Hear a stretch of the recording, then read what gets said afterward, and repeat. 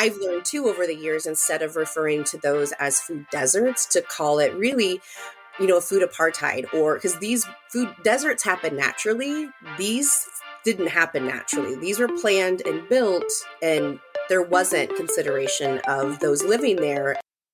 Hey, what's up? This is Corey Dion Lewis, clinical health coach and host of the Healthy Project podcast.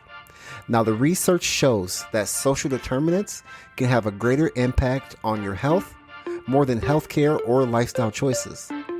The purpose of this podcast is to discuss how to improve health and reduce health inequity by speaking to healthcare professionals, thought leaders, and entrepreneurs. Now, if you're enjoying the podcast, give it a review. Or you can also make a donation to the Healthy Project using the link in the description. It takes 30 seconds and it's super easy. Hey, thank you so much for listening. Now let's get started. Hello, everybody. Thank you for listening to the Healthy Project podcast. I'm your host, Corey Dion Lewis. I have a great guest with us today. I have Aubrey Alvarez, Food Rescue, which is a super cool company, nonprofit here in the Des Moines area, doing some really impactful things. And we've talked about this before, Aubrey, but the way I already knew of you because I have the app and things like that. But you guys actually served at our conference, came and got the leftover food. And hopefully we were able to get that to some people that needed it the most. So, Aubrey, again, thank you so much for being here. I really appreciate it. Yeah, thanks for having me. I'm excited to chat with you and kind of share. Hearing about the Healthy Project and kind of what you've been doing really harkens back to kind of my original career in health and wellness and corporate wellness. So this is it's great to have that side of my professional career and then my work now with Eat Greater Des Moines and food systems kind of come together. No, yeah, absolutely. Absolutely. That's why there's so much I want to talk about in so little time. But yeah. Before we get going into the conversation, can you tell the people a little bit about yourself and what gets you up in the morning? Yeah. So I'm from Southwest Iowa, grew up in a small town. My parents were both teachers. And, while there was a farm behind my house, it wasn't our farm and we didn't grow anything or anything like that. So, I guess growing up in Iowa, I just assumed a lot of the food that was happening and growing that we were purchasing and consuming was grown in my backyard. So, that was kind of how I've gone through life for, I'm 42 now. It was probably not until my late 20s, but probably more so early 30s, that I really had the chance to sit down and think about, where does this food come from? And, coming from a health and wellness background, I went to school originally to be a teacher. I went to University of Northern Iowa, I picked UNI because I loved their wellness facility. I make really, important life decisions based on things like that. So it was a beautiful, brand new facility. And while I was there, I ended up changing my major to health promotion and health and wellness. So I ended up getting to move right into corporate wellness after college, which was what I was really wanting to do. I think really what I found is I like being with people. I like helping people realize how amazing they are. I think that's kind of why I'm not athletic by any means. I always went out for sports in school, but you can ask my parents, I'm not good.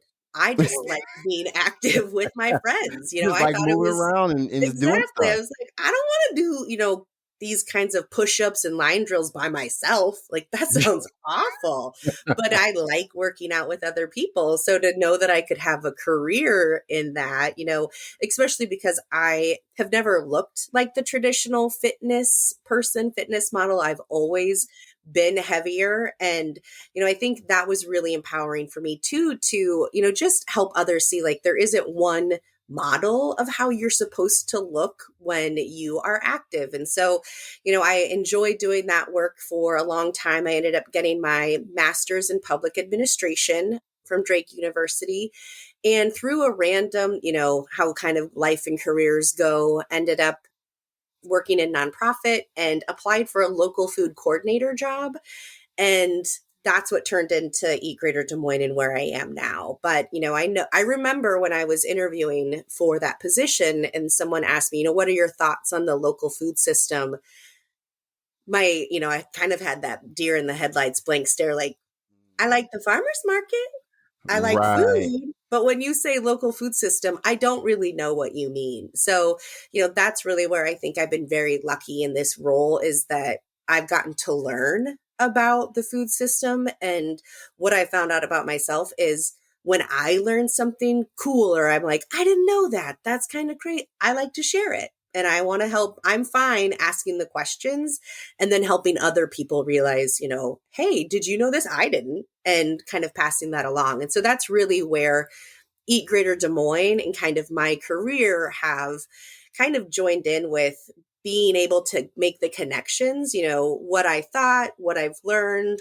And then really that kind of turned up to just how many opportunities there are, when we are a country that has so much food and so much abundance, yet at the same time, we have all of these challenges with hunger and nutrition. And that has never made sense in my brain.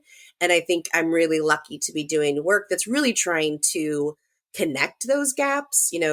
I elevate those things and then work on figuring out how we can fix them. So it's an exciting position to be in, but it's also a little scary because there is no path. We don't know what that looks like. We've never been there before, but I'm confident that we have the right people here to figure it out. It's just working together to do it. Right. I mean, and I can only imagine as you're going on this journey, like you said, no one's really done it before. So like it's you, no pressure kind of kind of a thing. That's But been a little terrifying at times when I've gone to conferences and been like, I can't wait to be inspired by, another city or another community that's really nailing this. And then I looked around and was like, oh no, I think right. we're in the same space and kind of in the lead in some areas as a lot of other cities. I found partners and collaborators in the work, but I've also found that no one's figured it out yet. And that's what is inspiring and terrifying. Right. Right. And I want to kind of talk about that work. Mhm. And we're talking specifically about, the food insecurities in our communities. If and for me, you kind of always you hear about food insecurity, it's there, then you're confused. Like we have all this food waste. How are there food insecurities? But the deeper you get into it, I'm sure for you, you can't maybe you've had this experience, is you start to see behind the curtain of how all of this works and like, oh my gosh, like what is going on here? But can you talk a little bit about the Yeah. lack of access to affordable and nutritious foods, and how does that impact these families in these populations that are suffering from these insecurities? Yeah. Well, I feel like I kind of look at food insecurity and food access, kind of two ways. So, one, there's the food insecurity and access, just because you might live in a city, but you don't have access to transportation. And when you look around your neighborhood, the only places to get food are maybe a convenience store, or, you don't have a grocery store where you can purchase things. And Right. I've learned too over the years, instead of referring to those as food deserts, to call it really food apartheid, or because these food deserts happen naturally. These didn't happen naturally. These were planned and built, and there wasn't consideration of those living there and how are they going to access food and how are they going to do that on a consistent basis. So, there's that piece of it of just where around you, especially if you don't have a car, if you have, Yeah. physical limitations, how do you get your food? I think, growing up as with the privilege of having, a car, I've never worried about that. But we know that transportation is an enormous barrier for many people. So just looking around, and that happens in cities, but it also happens in rural communities. We have a lot of rural communities who no longer have a grocery store, who don't have they have to travel 45 minutes to an hour to even go grocery shopping. So, I think that is definitely a big piece of this, because then that means that those families either have to spend more for really lower quality food, or, really jump through a lot of hoops just to go grocery shopping. At the same time, I think when we look at, I grew up too with, that you have to eat all your food, there's starving kids in, whatever country, they would love to have this. No one ever talked about, like, there's starving kids in my neighborhood. There's starving Man. kids in my school. Like, this isn't an others problem. This is in every community. And I think what we know, and I realize myself, is when I've been in challenging situations, I've been in a situation where I should have for sure gone to a food pantry and gotten help, but my pride was what kept me from doing that.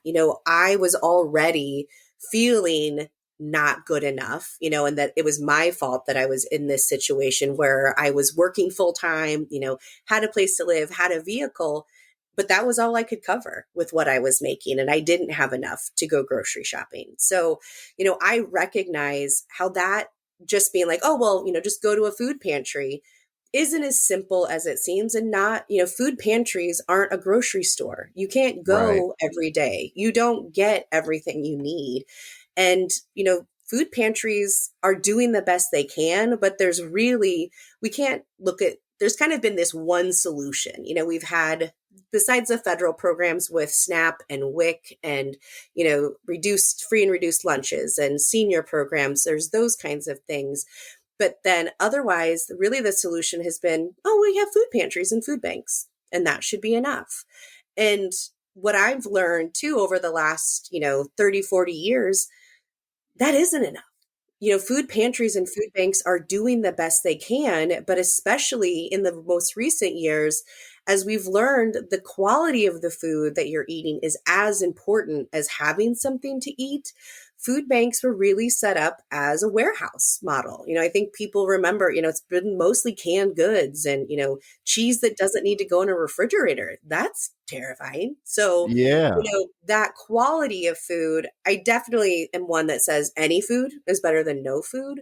But as we start looking at, okay, but everyone deserves fruits and vegetables and stuff to make sure you can live and thrive. And I think that's really where we haven't figured it out. We've seen more food pantries and food banks trying to add more fresh produce, but really when you look at the food banking model, it is a warehouse model. So especially when we're talking about food waste, all of that really fresh, highly perishable, whether it's meat and dairy items or fresh fruit and vegetables, that doesn't fit in the traditional food banking model. That really needs to move quickly. And so that's really where I think, this juxtaposition of, we're wasting at least 40% of everything that's produced in our country, while at the same time, 1 in 6 kids don't have enough to eat. That is because we haven't figured out this part, how food can be so expensive, yet stores are throwing away so much of it. That just doesn't make sense in my brain why that's allowed to continue, but it has. Yeah, there are a few things that you said when you were talking there that really stood out to me, Aubrey. And it's one, the privilege of transportation. And, Des Moines is a bigger city, but it's not the biggest city. And you think like, man, I can get from anywhere I want to within 15 minutes, 20 minutes max. Hmm. And that's a privilege. But to not have a vehicle to just go to the grocery store is crazy. And who wants to get on the bus to go to the grocery store, especially right now? It's what, 30 to 20 some degrees outside, Hmm. snowing. You know what I mean? Like that is a huge challenge for a lot of people in the city. So that's Yeah. And that's then you add in a one. couple kids and Yeah. you want to try to Like, go grocery shopping with a few kids and all your groceries. Like, I don't like doing that with a vehicle, let right. alone on the bus.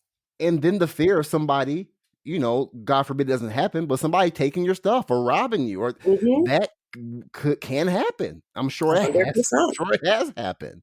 Right. So there's that we have to think about for a lot of people in our community.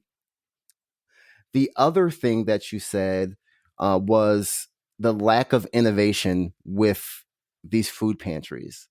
And I see patients all the time where they may have they may have $50 in food assistance, and then they have to fill in the rest of that doesn't get them through the whole month. So they fill in the No. rest of the month with the food pantry. And these are people who are diabetic, high blood pressure, multiple, comorbidities or chronic diseases. Hmm. And they're going to the food pantry. And this is no shade or no hate, it's food pantry, but Hmm. a diabetic is eating, muffins and cakes because they need food. They Hmm. need something to eat, but that's what they have. That's what their access is. Yeah. Yeah, I think you touched on something super important that I don't think a lot of people are even considering is the food banks is broke, bruh. Like like how we're doing it is not creative and it's not innovative and it's almost like, hey, there's food there, that should be enough, but we're kind of in a way hurting or creating a bigger problem because these people with these diseases are going there for food, and this the food that, like you said, can stay on the shelf for months upon months, which is not fantastic. You Yeah. got to do what you got to do. You know what I mean? You got to do what you got to do, but it's not Mhm. fantastic, and we're not making healthier human beings. So Yeah, what are we and doing? there's no balance there. I think that's what we talk about coming from a wellness, is balance. It's, there's nothing inherently wrong with having cake, but having it, that's the only thing you have access to every day, that would make anyone feel awful. But again, we're not, and I think that's where food banks and food pantries are, I really respect the Des Moines Area Religious Council, DMARC, they took a Yeah, look and said, they did a study with Iowa State to say, who are we serving and what are, those potential health and comorbidities, and saw that a majority of their clients had diabetes, had high blood pressure, had a lot of, health challenges, and what they were serving them wasn't helping. So they made the choice to only provide, so all of the food that they're purchasing low sodium, they're purchasing, trying to provide more fresh fruits and vegetables. And I think that is just a tremendous, not to say they don't have other, like hamburger helper and some of those, like, but they ask for whole grain pasta, and low sugar kinds of sauces. That's what they purchase with their resources. What they use for some of those add-in things that, they call it sometimes anytime food. That's where food rescue generally goes, is that's available every day. You can come and get it as often as you want. What we've seen is, for some reason, and this is somewhat, I would say it's not super unique to Iowa, but I think Iowa is in an interesting spot where we have four major, like, our grocery store chains and gas convenience store chains are based in Iowa. So we don't have, Kroger's and Publix and Albertsons and some of these other grocery stores that have really latched on to food recovery, and in a way that, what I heard from a Kroger executive, how when they first started food recovery, they started in the meat department.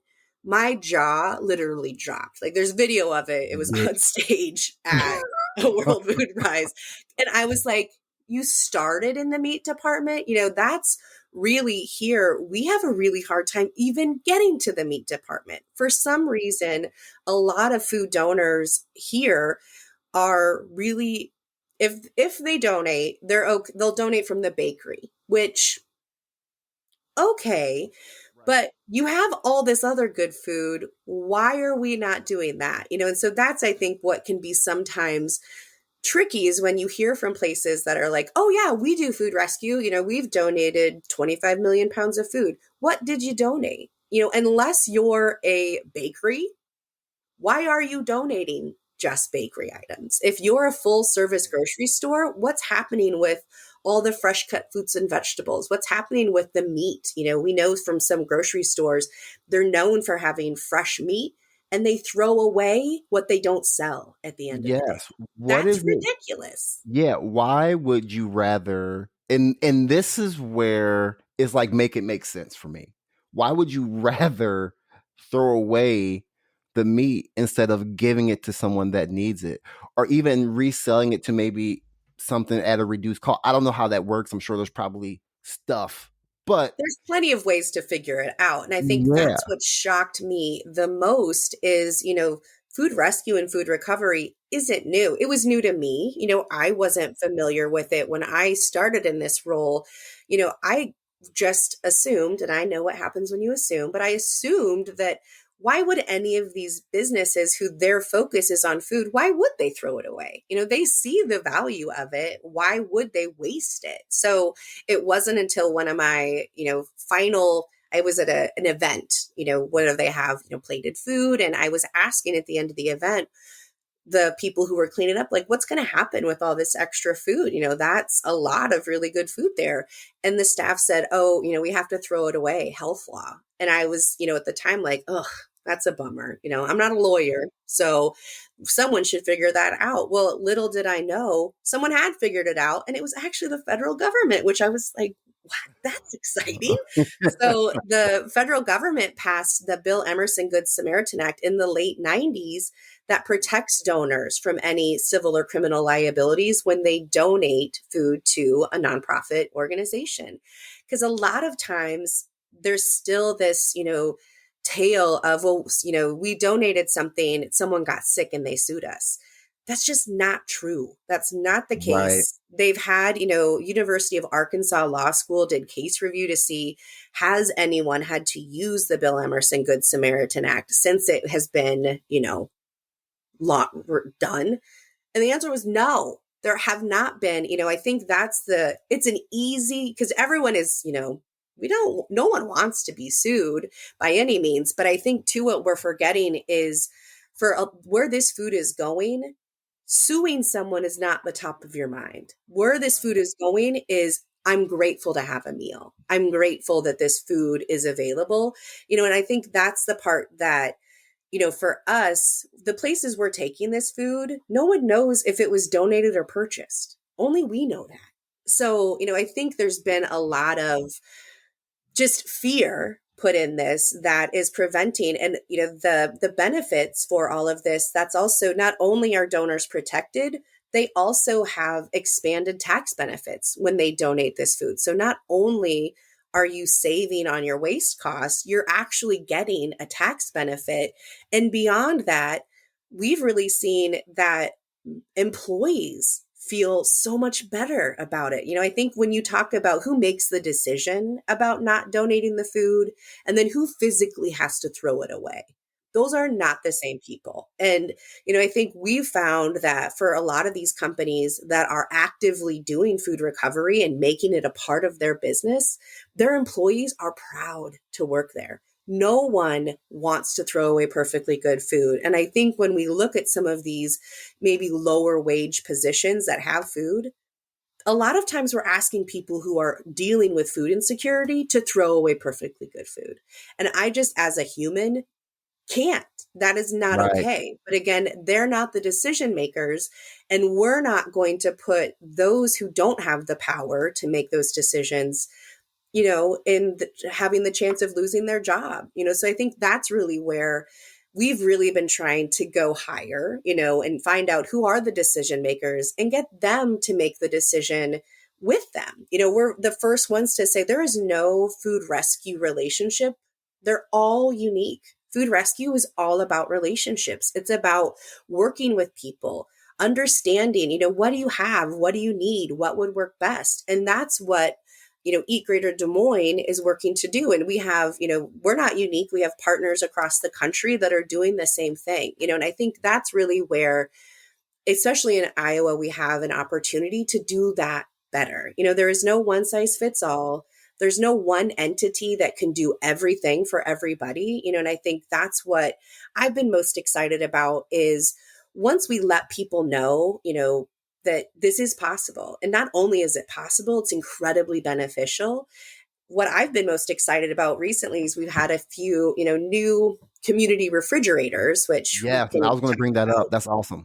Yeah. And it's been great because one, the community refrigerator, we've launched these in a lot of libraries. And really our role is to kind of find where are people already and how could we put food there? And libraries have been such an incredible partner in that space. So we can help them get the fridge, we might be able to help them get food, but we don't run the fridge. We can't supply all the food. And what I've loved is seeing, for example, we have a library in Granger, Iowa that just, got started.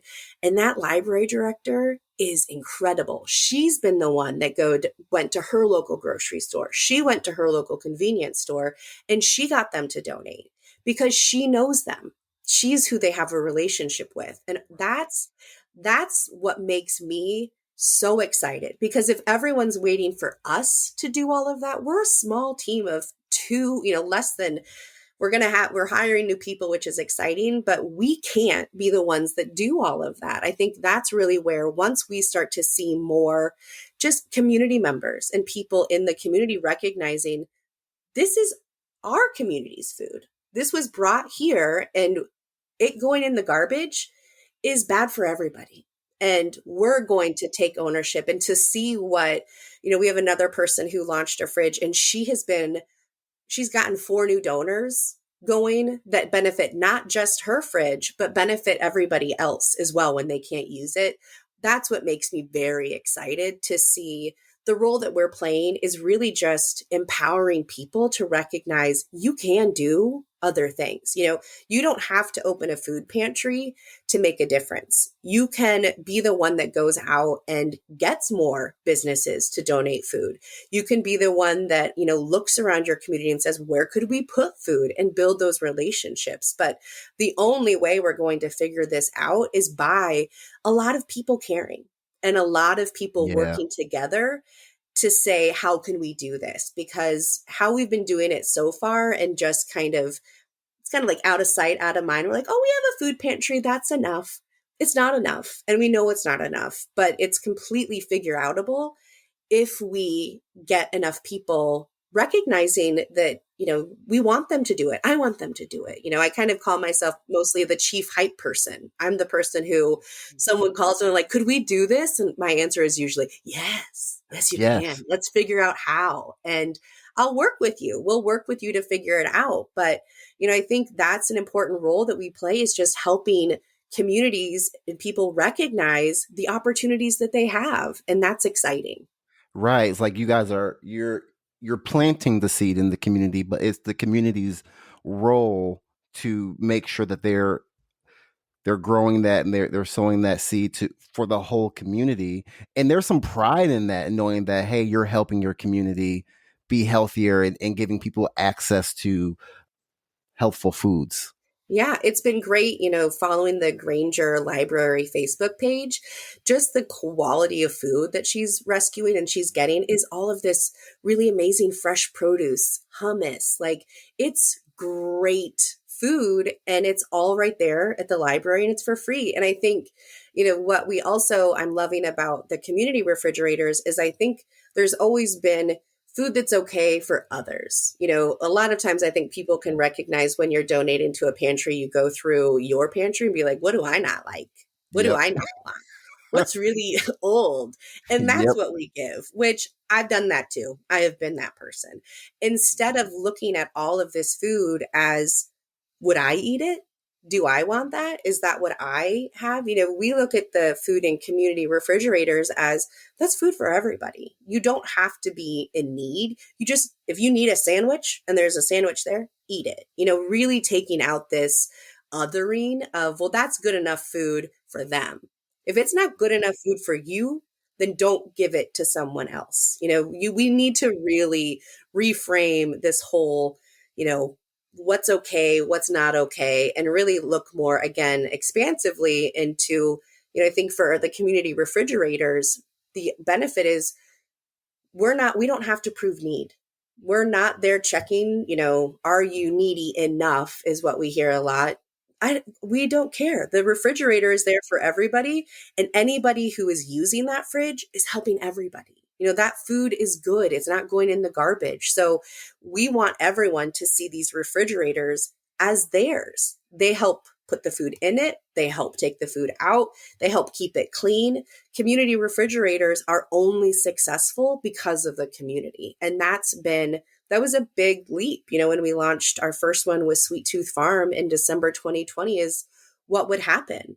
And what we've seen now is when it's something the community wants, it's something the community values and takes care of. And so now we went from one to we have almost 40. And we don't run those. Those are run by the community. And I think that's incredible to see just what's possible there. Right. And yeah, I think for most people, even not even knowing that that is even an option, and then seeing that and being like, wow. Because I can only imagine, and this is just coming from not my own experience, but coworkers that I know that Mhm. utilize these fridges in their community. And they're just talking about how, when you see somebody there, you don't even know if they're grabbing something or giving something. It's because it's for the community. So Mhm. she'll go and she may see something that she'll take, or he'll go back there and they'll add something, Yeah. to the community. And I'm curious though, in these communities, they're different races, they're different cultures.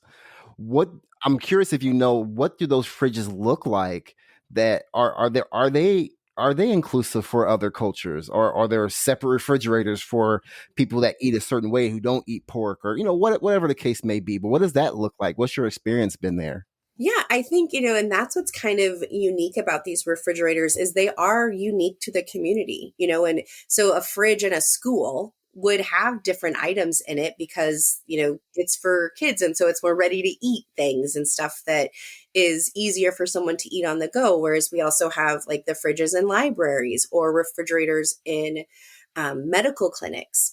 Again, it really is built by what goes in it, and what moves quickly is based on who's there. I think the challenge with these community refrigerators is, we can't guarantee anything is in there at any given moment. And I think that's been somewhat tricky is, when we've been helping launch these community refrigerators, we don't make a big deal about it. We don't blast it on our Facebook page, because we've found, one of the best parts about the Sweet Tooth community fridge that we partnered with them to launch is it got a lot of attention, and that was great.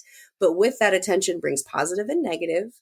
And it also means that fridge is utilized so much more than any of the other refrigerators in our community. And that's only a challenge because it moves through food so much more quickly. So, that's where there doesn't need to be just one fridge. That's why it's really been important for us to put more fridges in more places so people don't feel like, well, I have to drive again 20 miles to get to this fridge. Our vision and hope is, how many places are there people? Why don't we have fridges there? I think that's the part too, is we know that if we actually rescued all of the food that was available in our community that was being thrown away every day, it would be too much for our current food pantry and food bank partners. They would not have the ability to distribute it. So that's really where, for us as we were growing this, recognizing, well, where else are people and how could we put food there? Having the infrastructure of a fridge to make it safe to store perishable items is the first part in building the infrastructure and the landscape for when we do get all of these places that have food to participate in food recovery. Then we have it in more places, and we can have, more. So there can be communities where, if they have dietary kind of restrictions and needs, we try to direct food to places where we know it's going to be the best fit. So for example, right before this, I got a call from an event location that had a celebration of life service. And afterwards it was catered, and they had 3 pans of pasta, and then 3 pans, one full of chicken breast and 2 full of sausage and meatballs. So that's a ton of really good food that doesn't go well in a community refrigerator because it's too big. So that's where our job is to say, we don't serve any people food directly, but we're working with all the groups who serve food so then we can direct it to the best spot for it. Because that's, still some of that tricky part is not all things work in all places. So that's the part we're trying to simplify for those with food to know, if you have 5 box lunches, where's the best place for that to go? Versus if you have 5 enormous pans of pasta, where's the best place for that to go? And so that's really the role Eat Greater Des Moines has been playing since we started, but we're getting more efficient at it now that we have software and technology that allows us to not only put the word out of where that food is going, but engage volunteers to help with that pickup and delivery. So, I think we're really trying to recognize that we want people to have what they want.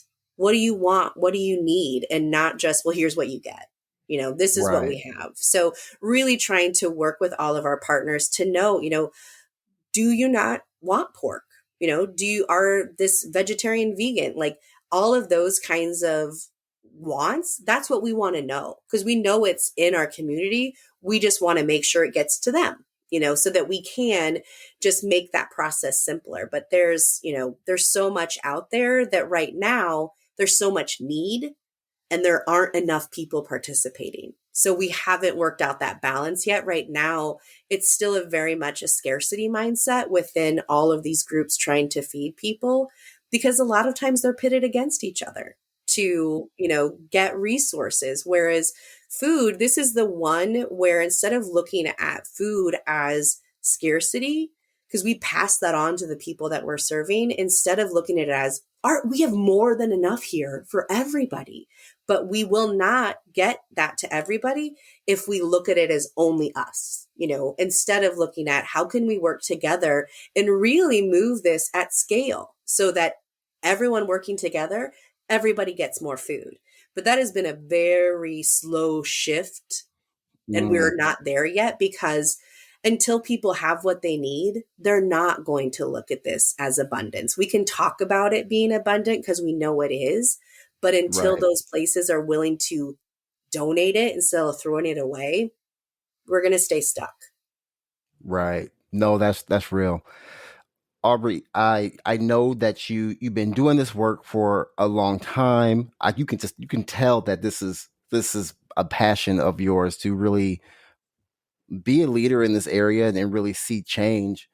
But you can't sit here and tell me that some days just suck. Ugh. So tell me how are you what how are you getting through all this and fighting the good fight about something that is has so many layers to it, Mhm. right? This is a food system issue. What keeps you just getting up every day and being the hype woman you say you are, getting your Mhm. flavor on, getting people hype up to do the work? What is it? What keeps you going? It's stuff getting to talk with you, getting to talk with others, and who I think getting to share my excitement and passion and to let other people know, like, this is all completely possible, and what keeps me going are those little, like, going from one community fridge to almost 40, seeing the Right. progress that everyone is making that we helped kickstart, but we kickstarted it, they kept it going. That's what gives me hope. I'm not going to sugarcoat it. 2022 was rough. 2020 was Yeah. rough.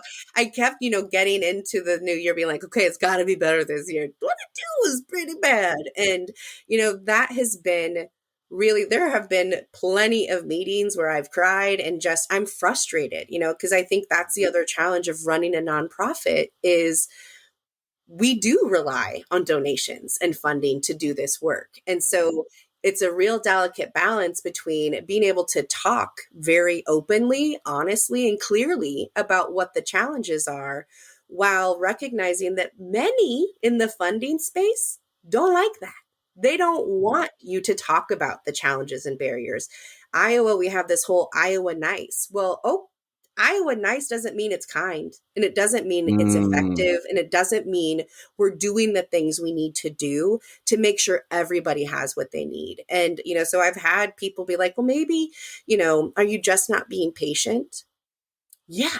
After 10 years, I've only been doing this for 10 years, but after 10 years, if I'm having the same conversations with the same people, 10 years, I am losing my patience. And right. I've recognized we're small. I'm small. We don't have the power and the leverage and the ability to really lift up some of these discussions. So it's been really reliant on those who do have the power to lift it up. And last year we recognized, like, when I push on that, we lost funders. We lost one of our biggest funders because I pushed about practicing what you preach. And instead of doing that, they said, we're not going to fund you anymore. And we're actually going to tell other people they shouldn't fund you either. And so that's the kind of stuff that, I've said I would rather go down in my integrity.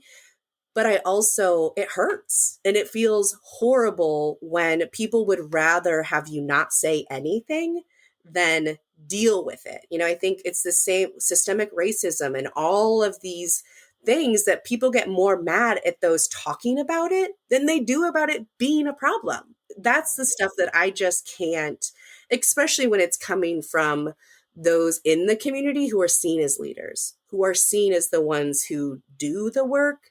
I think I've been really just disillusioned with some of those that I've put a lot of faith in being a leader in this work. And I've found that for a lot of people, talk is one thing. I'm going to watch people's actions, and you can say whatever you want, but what are you doing? And that's really how, there's enough people out here that are doing amazing work and want to partner. We're going to work with them. We're going to keep lifting up. We're going to keep talking about what could be better and how what's possible. But we're also going to just keep moving forward with those who are ready and want to keep doing stuff. So it's a real balance of how to not become like, I don't want to be the person at a meeting that's like, oh gosh, Aubrey's here. We're going to hear her wrath again. That's not fun because that's not who I am. But I also have realized over the last year that of all my values, justice is the highest. I have the privilege to talk about this work. I have the privilege I know where my food is coming. I have food. I have enough access to that. And I'm going to use that to make things better. And if, it's hard, it's supposed to be hard. If it wasn't hard, it'd be done. So I'm hoping, that said, I'm really hoping 2023 isn't going to be as hard as 2022, but we'll see. Yes, I hope that works out for you so much, so much. Aubrey, thank you so much for being on with me today. I really, really, truly appreciated your time and your input on this super important issue. For those that are listening or watching and they want to learn more about Eat Greater Des Moines, the food rescue, or bringing a community fridge to their community, or even just learning more about you, where can they reach you and find you? Yeah. So eatgreaterdesmoines.org is our website. We actually have on there information. We have our community fridge toolkit and ways that you can donate food, download our food rescue app. We also are on Facebook and Instagram and LinkedIn as Eat Greater Des Moines or Aubrey Alvarez. And otherwise, like I said, we might be based in Des Moines, Iowa. But what I love is I'm talking with a group from Illinois in a couple weeks about a community fridge. We have partners across the country that are doing incredible work. And I love getting to talk to anyone from anywhere who's excited to bring something like this to their community. I think, I must have gotten an A+ in kindergarten with sharing, because I would much rather share what I've learned and let someone, there's plenty of mistakes you're going to make. You can just make new ones. You don't have to make the ones I made. I think, I'm pretty upfront and honest, and know that the only way through is if we can go through with others and really build this up and recognize that everything people need is in their community. We just need to give them the resources and the power to make the change. And that's not going to happen with any one organization. But if I can help others feel like they have that ability and that they can be the person, that's what I want to keep doing. Awesome. Well, Aubrey, again, thank you so much for your time. I really appreciated it. And everyone, thank you for listening to the Healthy Project podcast. I'll let you next time.